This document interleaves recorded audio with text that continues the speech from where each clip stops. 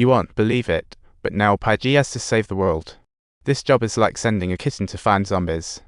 Poor Pige didn't want to leave his cozy home and flat out refused, but the general coldly replied, "If you don't go, I'll drop you off on the way back home." Pige felt helpless as he said goodbye to his family, like stepping onto a one-way trip with no return.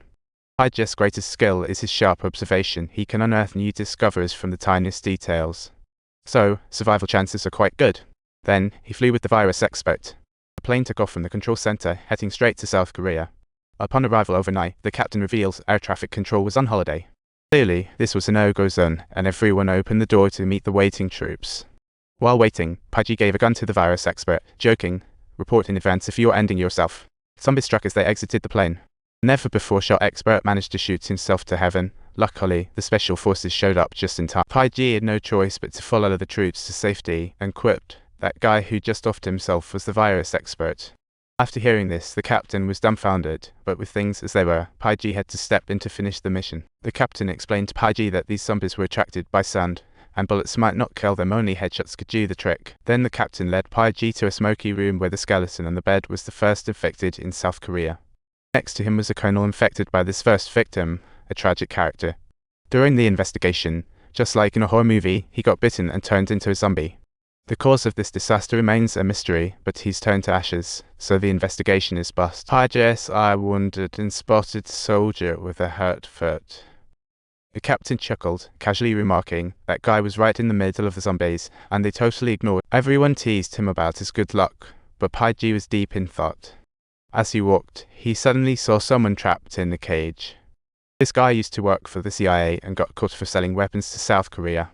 Pige thought, he looked sharp, he must know something. After a quick chat, the man told Pige that Israel was the only safe spot globally because their leader got wind of it early and built high walls to defend against zombies. True or not, Pige had to check it out. The plane took off into a stormy night after a whirlwind of a night. Soon, they reached over Jerusalem, with smooth ATC handover and an orderly airport. Pige told the captain to stand by and be ready to take off while he went to meet the officials. After some discussion, he learned they intercepted a document from an Indian general mentioning zombies. Though the credibility was low, they still built defensive walls. Yule led Pige to the city entrance, saying that patient's ear might have come from India. No one had accurate news on the source, and everyone was speculating, with a wall separating two worlds. The individuals who were rescued and brought into the city began singing out of urgency to save time. Yet unexpectedly, the sound of the electric current was transmitted outside through the loudspeakers. The zombies heard it and chaos erupted instantly. Subtitle: Yule dispatched personnel to escort Pige to the airport, while the helicopters outside were using Gatling gunfire to deal with those zombies as if it were a bizarre zombie concert. Even the mightiest firepower sounded ho-hum amidst this zombie siege, as if the encounter was just silence after a heavy rain. This was the zombie rain, wildly searching for targets without any restrictions. Zombies buzzed around like angry little bees, searching for prey everywhere. The zombie search simply couldn't be halted as the outside noise drowned out their senses.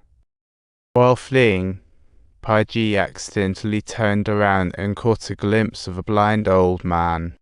The city entrance had been completely swallowed by zombies. There was no time to think about anything else, so Pige had to run for his life. As Pige and his team just arrived at the entrance, a soldier got grabbed by a zombie. In all the chaos, the soldier frantically pulled the pin on a grenade.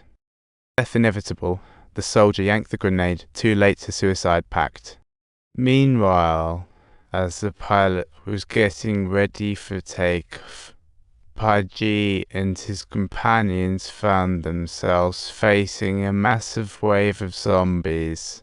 And amidst all this chaos, Pige once again witnessed a scene that seemed eerily familiar.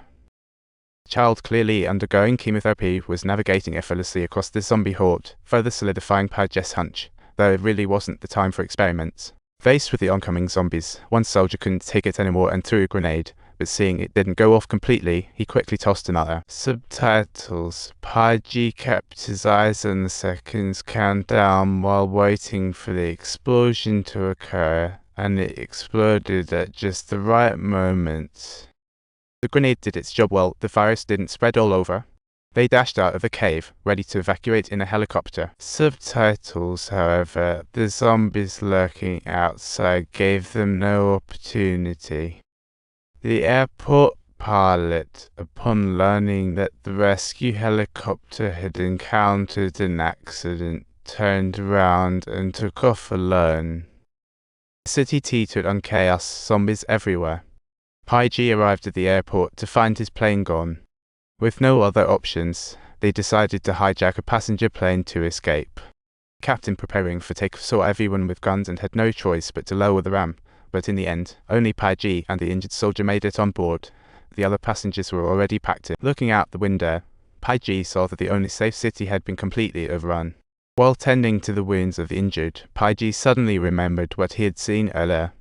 He hurriedly called Tay, telling him to notify the pilot. Pige hoped the plane flew directly to Hu.